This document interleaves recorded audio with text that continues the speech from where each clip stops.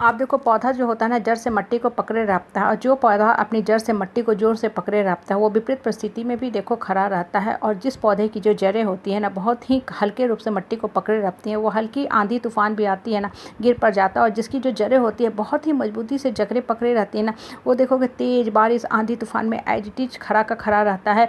बड़े से बड़े तूफान भी आते हैं तो मजबूत जो वृक्ष होते हैं, पौधे होते हैं, उसको नहीं गिरा पाते हैं। आप देखो, केला का जो पौधा होता है ना, बाहर से बहुत ही हरा भरा लगता है, सुंदर लगता है, प्यारा लगता है, और हल्की सी अगर आप पैर से भी एक लात मारते हो ना, तो जो पौधा होता है तुरंत ही गिर जाता है, पड़ जाता है। देखो, ये तो छोटी सी बात है, हमें जीवन की कितनी बड़ी शिक्षा देता है।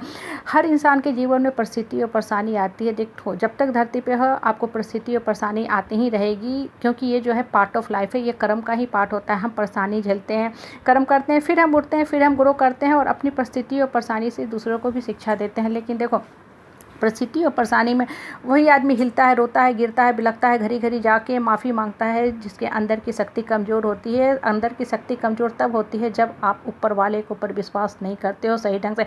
जब आपके मन की शक्ति जो होती है ना, ऊपर वाले की शक्ति को जोर से पकड़े जकड़े रखती है, जैसे पौधे की जड़ें मिट्टी को पकड़े रहती हैं, तो उस परिस्थिति में विपरीत परिस्थिति और परेशानी भी आएगी ना, तो आप हिल जाओगे ज़रूर, क्योंकि एक मनुष्य है, हम सब एक संसारिक आदमी है। ऋषि मुनि संत महात्मा नहीं बैठे हैं कि 24 घंटे मेडिटेशन करके अपने आप को स्ट्रांग बना सके। हम आधा घंटा पौना घंटा प्रेयर मेडिटेशन चैंटिंग ऑफ मंत्र करते हैं, अंदर की शक्ति को जगाते हैं, फिर नेक्स्ट डे फिर प्रेयर पूजा पाठ करते हैं। देखो, जो इंसान एक्चुअल मामला में भगवान पे विश्वास करता है ना, वो विपरीत परिस्थिति में भी खड़ा रहता है, अडिग रहता है, अचल रहता है, और उस परिस्थिति से निकलने के लिए ऑप्शन तलाशता है। और जो इंसान सिर्फ घंटी बजाता है, भगवान का इस्तेमाल करता है, जैसे लोगों का इस्तेमाल करता है स्वार्थ बस, वैसा इंसान देखोगे हल्का फुल्का परिस्थिति आएगा, रोएगा, गिरेगा, पड़ेगा, और यहाँ वहाँ बातें फैलाता चलेगा। हल्का सा बुखार होगा तो कह देगा कि हमको तो डेंगू फीवर हो गया है, हल्का सा नहीं होगा, खुजली होगा तो कह देगा कि हमको कैंसर होता चल रहा है। यहाँ वहाँ सिर्फ और सिर्फ बात फैलाने का काम करता है, क्योंकि उसके अंदर की जो शक्ति है बिल्कुल ही नष्ट हो चुकी है।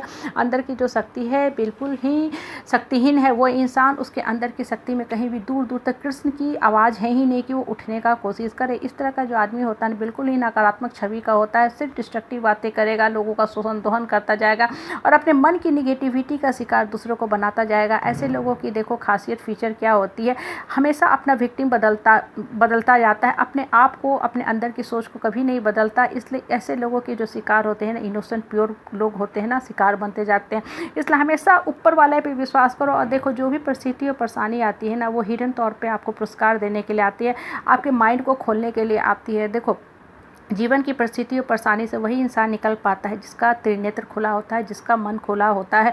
आप देखो, नेत्र हो या ना हो, लेकिन अगर आपके पास त्रिनेत्र है, माइंड खुला हुआ है, ओपन है, तो आप जीवन की हर परिस्थिति से निकल सकते हो। आप हमेशा ऑप्शन तलाशोगे कि अभी ये सब परेशानी है, हम क्या करें कि इस परिस्थिति और परेशानी से निकल सके।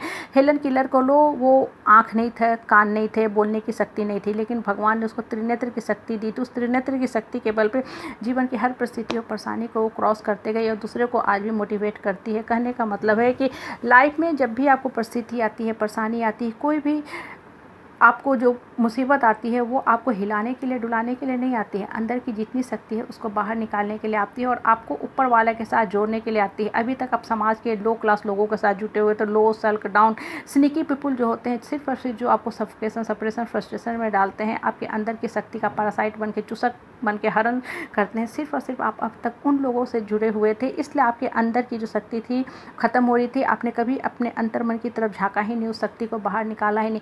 इसलिए परिस्थिति जब भी आए, आप परिस्थिति को एक्सेप्ट करो कि ठीक है, ये सब मेरी परिस्थिति है, परेशानी है, लेकिन अब हम क्या कर सकते हैं, मेरे हाथ में प्रेजेंट में क्या क्या चीज़ है जिससे हम इस परिस्थिति को कंट्रोल कर सके, इस परिस्थिति को ओवरकम करके आगे की तरफ बढ़ सके। देखो, पास्ट में सिर्फ शिक्षा लो, पास्ट की अनसर्टिनिटी में, फ्यूचर की अनसर्टिनिटी में, पास्ट के गिल्ट में कभी मत जाओ। पास्ट जो होता है सिर्फ और सिर्फ आपको शिक्षा देने के लिए आता है, उससे शिक्षा लो। प्रेजेंट को प्रीशियस मानो, वैल्यूबल मानो, प्रेजेंट में काम करो ताकि आपका जीवन जो है सुखदायी हो सके। अगर एक ही चीज़ में उलझे रहोगे, दिमाग को उलझाए रखोगे ना, तो जीवन में कभी भी बढ़ नहीं पाओगे।